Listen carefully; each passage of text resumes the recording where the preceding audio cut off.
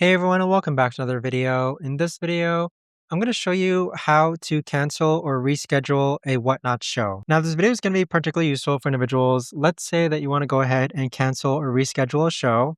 How do you actually go ahead about doing so? Now, before we begin, I do want to invite you to check out my link down below in the description where I have a full tutorial on how to sell Pokemon cards on Whatnot. But let's first hop onto Whatnot.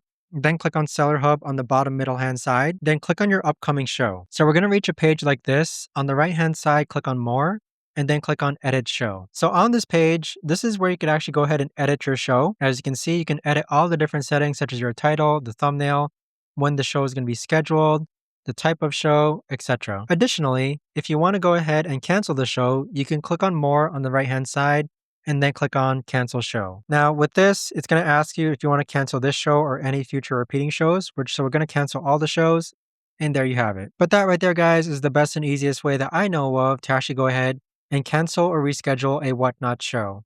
And again, if you want to go ahead and learn how to sell Pokemon cards on Whatnot, I do have a full tutorial on how to do that down below in the description.